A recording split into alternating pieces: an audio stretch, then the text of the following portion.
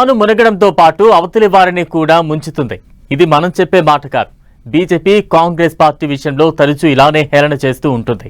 దానికి తగినట్లుగానే కాంగ్రెస్ పార్టీ వరుసగా అనేక రాష్ట్రాల్లో ఓడిపోతోంది. అయితే ఇప్పుడు ఈ ప్రస్తావన ఎందుకంటే కాంగ్రెస్ ఉత్తరప్రదేశ్లో రాబోయే అసెంబ్లీ ఎన్నికల్లో ఏకంగా సగం సీట్లను కేటాయించాలని కోరుతోంది. మిత్రపక్షమైన సమాజ్వాదీ పార్టీ కాంగ్రెస్ డిమాండ్పై లోపల రగిలిపోయినా పైకి మాత్రం ఆచితూచి స్పందించింది. గెలిచే సీట్లను కేటాయిస్తామంటూ ప్రకటించింది. ఇందుకే ఎప్పుడో 7 నెలల తర్వాత జరిగే ఎన్నికల కోసం కాంగ్రెస్ ఇప్పటి నుంచే ఎందుకిలా మాట్లాడుతోంది?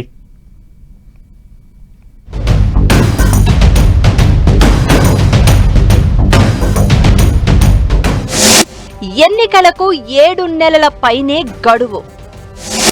అప్పుడే పార్టీల మధ్య సీట్ షేరింగ్ రచ్చ. యూపీలో సగం సీట్లలో పోటీ చేస్తానంటున్న కాంగ్రెస్, 170 సీట్లలో అభ్యర్థుల వేట.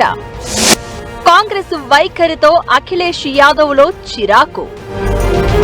నోటిఫికేషన్ రాకుండానే యూపీలో పార్టీల మధ్య ఎవరెన్ని సీట్లలో పోటీ చేయాలనే తగవు ప్రారంభమైంది. ముందుగా కాంగ్రెస్ పార్టీ ఈ రచ్చ మొదలుపెట్టింది. జాతీయ పార్టీ కాబట్టి తమకి మొత్తం 403 సీట్లలో సగం నియోజకవర్గాల్లో పోటీ చేసే అవకాశం ఇవ్వాలంటూ డిమాండ్ పెడుతోంది.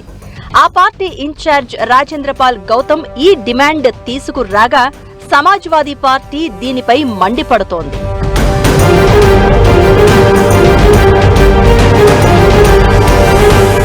అసలు కాంగ్రెస్ పార్టీ బలమెంతో గత 2 ఎన్నికలను చూసినా తేలిపోతుంది.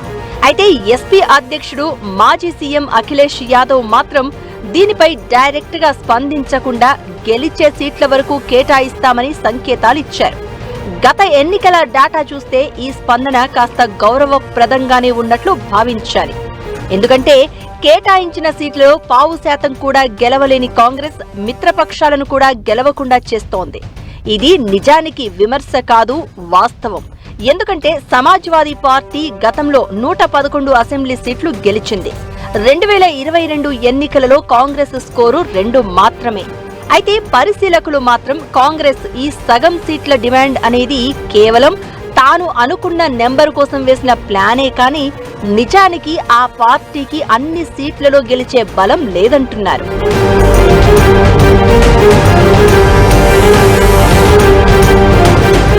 ఓసారి 2022 ఎన్నికలనే చూస్తే అప్పట్లో కాంగ్రెస్ పొత్తు లేకుండానే ఒంటరిగా బరిలోకి దిగి 339 సీట్లలో పోటీ చేసింది.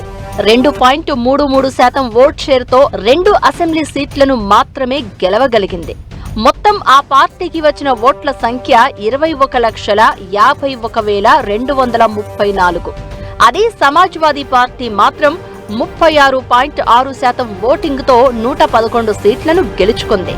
గత అసెంబ్లీ ఎన్నికల్లో సమాజ్వాదీ పార్టీకి ఏకంగా 2,95,43,934 ఓట్లు పడ్డాయి. ఇంకా వెనక్కి వెళ్తే 2017లో కాంగ్రెస్ 114 సీట్లలో పోటీ చేసి గెలిచిన సీట్లు 7.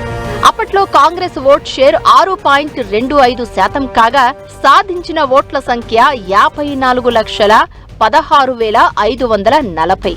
సమాజ్వాదీ పార్టీ 311 చోట్ల పోటీ చేసి 47 సీట్లు గెలిచింది.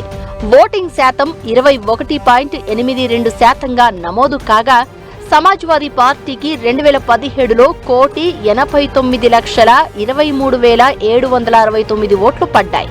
అంటే గత 2 అసెంబ్లీ ఎన్నికలలో సమాజ్వాదీ పార్టీ తన ఓట్లను సీట్లను పెంచుకుంటూ వస్తుంటే కాంగ్రెస్ ఓటింగ్ పర్సెంటేజ్ ఓట్లు సీట్లు ఘోరంగా తగ్గిపోయాయి.